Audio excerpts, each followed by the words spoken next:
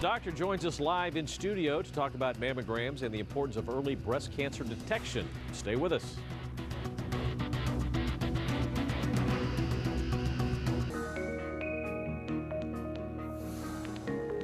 Julia Louis-Dreyfus, the Emmy Award-winning star of the comedy Veep, has revealed that she has breast cancer. She's received an outpouring of support from friends and colleagues, including this tweet from former Vice President Joe Biden. It shows a picture of the two of them together and says, "We Veep stick together. Jill and I and all of the Bidens are with you, Julia." Louis-Dreyfus is the latest celebrity to openly come out about her breast cancer diagnosis. Many times celebrities just do this to get people talking and raise awareness. Yeah, now joining us now to talk about the importance of mammograms and early detections is the Director of Breast Surgery at BreastLink, Dr. Lisa Curcio. We thank you for coming in today. Thank you for having me. So when somebody like this that's got a high profile comes out and says, you know, I have breast cancer, do you see a lot of regular folks suddenly running to the doctor and getting a checkup? Absolutely. I think it just makes us all realize how vulnerable we all are. No matter what walk of life we live in, we are susceptible to things like breast cancer. 1 in 8 women, and it doesn't matter where you are in the socioeconomic status, you can get breast cancer. So for women, you know, what age? I feel like it's always changing when people should start getting the mammogram. It's so true. There is so much confusion because a couple years ago the task force came out and said women don't need to start getting mammograms at age 40. Yet if you look at all of our medical associations, the AMA, the American Association of Obstetrics and Gynecologists, and the Association of Radiology, we all still feel that mammograms should start at age 40. There are even some women that should start earlier if they have a family history of breast cancer. Okay. There's also been studies talking about overdiagnosis and over treatment. What exactly does that mean? Well, that's a lot of what the task force says because they're looking at large screening in large population and they're looking at the economics of it. And misdiagnosis is something that drives the economics up and also makes women unhappy.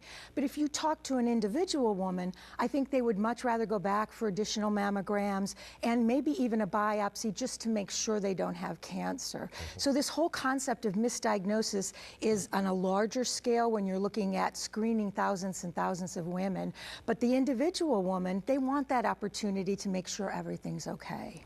We're hearing more cases of younger women getting breast cancer. Is that pretty rare, or are those situations just being magnified? Well, 1 out of 270 women at age 30 will get breast cancer, so it's not extremely rare. I think there's a lot of publicity when young women do get breast cancer.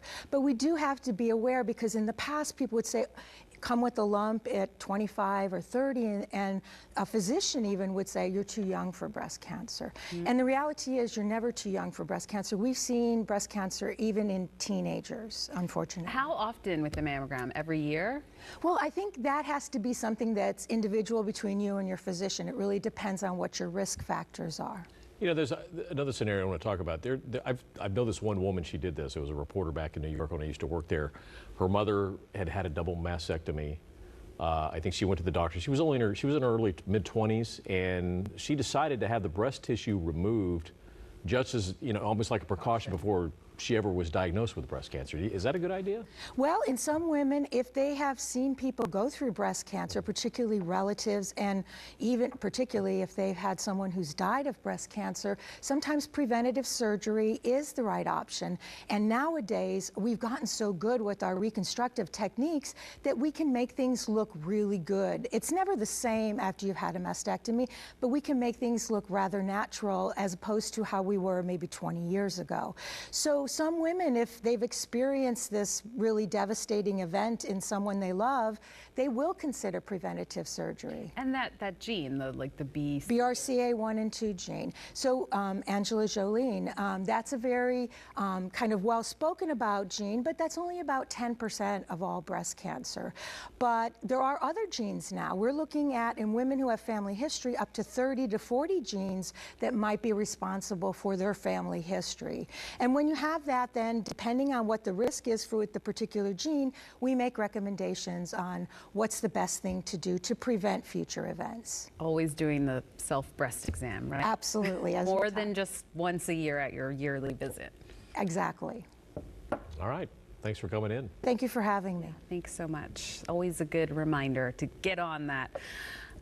We do have some more information. Breastlink Medical Group has 6 locations in the LA area, and you can find more, including contact information and Dr. Curcio at breastlink.com. Thank you.